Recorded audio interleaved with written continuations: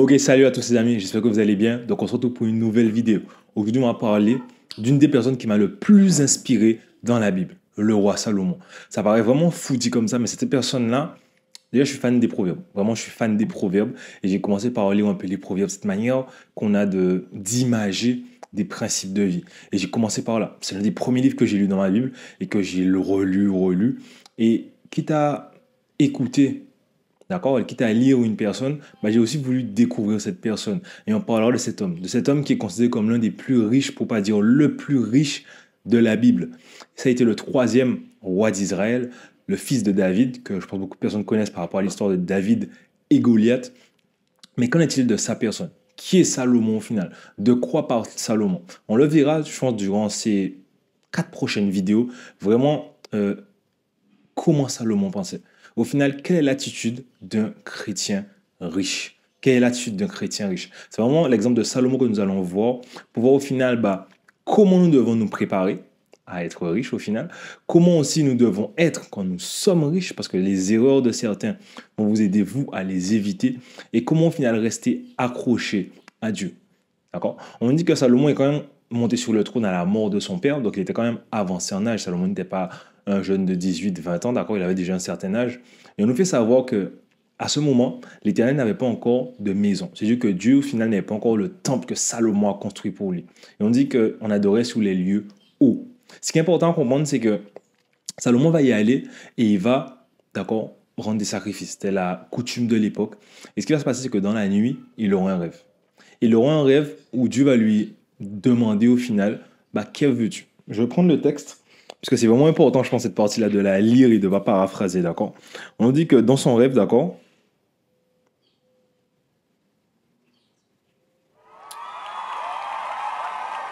Voilà.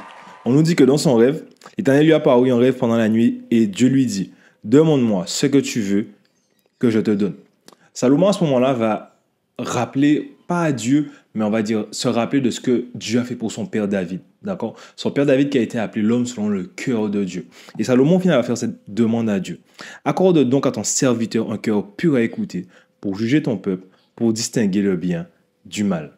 En effet, qui serait capable de juger ton peuple, ce peuple si important? On va se rendre compte que Salomon ici a l'opportunité, les gars, d'avoir tout ce qu'il veut.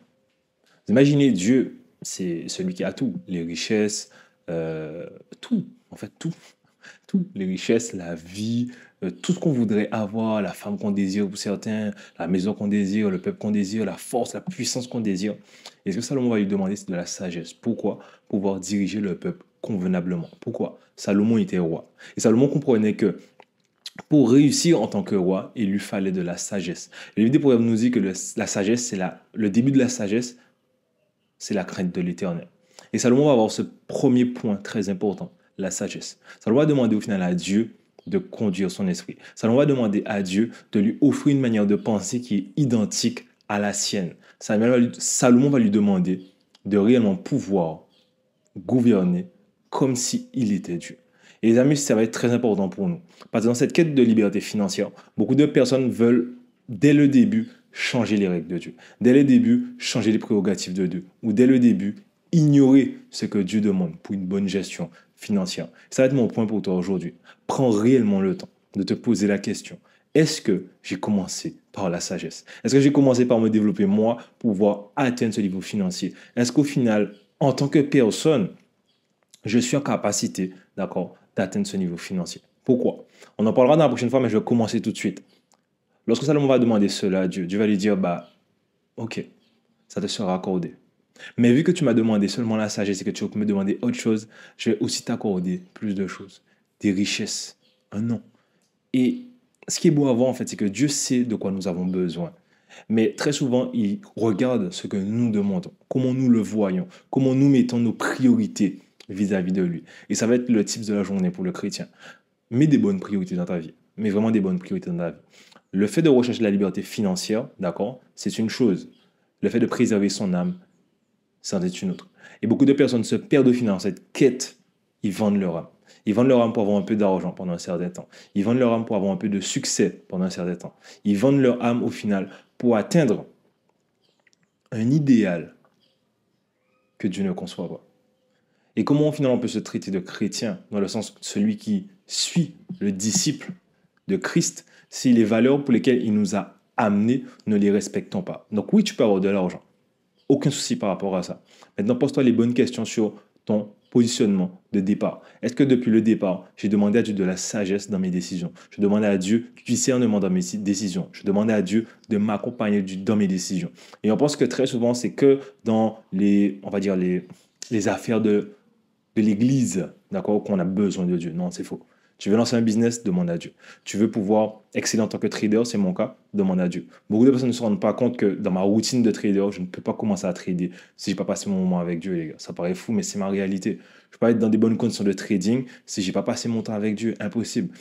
Les gars, pour vous raconter une anecdote, ça m'est arrivé des fois que, techniquement, vraiment techniquement, j'ai tout comme paramètre pour pouvoir entrer sur mon trade.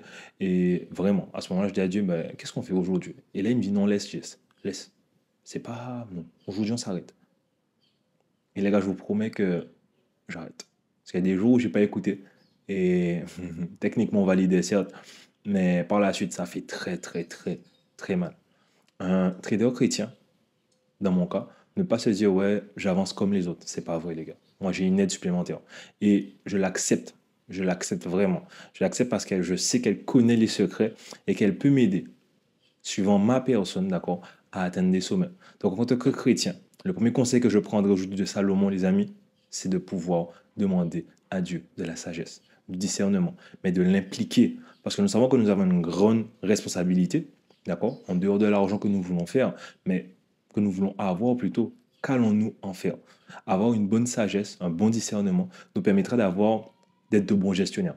D'accord, d'être vraiment de bons gestionnaires. Et dans cette liberté financière, donc dans cette course à se détacher de l'argent, nous serons au final de bons gestionnaires. Donc nous saurons comment utiliser cet argent à bon escient. J'espère les amis que cette vidéo vous a plu. Comme je l'ai dit, on va séparer en 4 vidéos, que ce ne soit pas trop, on va dire, long pour chaque vidéo, mais réellement l'exemple du roi Salomon. Pour ceux qui veulent aller lire un peu le roi Salomon, je crois que ça commence dans le livre de 2 Samuel, si je ne me trompe pas. Peut-être retrouver les références, j'écrirai en bas, les amis. Mais réellement, c'est un exemple que beaucoup devraient suivre parce qu'il nous montre tous les cas. Comment bien débuter, comment réussir, les pièges qui peuvent nous attendre, comment au final Salomon est tombé. Parce qu'il est tombé, c'est aussi, ça fait partie du parcours, on va pas se mentir, il est tombé. Mais le plus important, c'est qu'il s'est relevé. Les amis, n'hésitez pas à vous abonner. Je vous dis vraiment à la prochaine et portez-vous bien.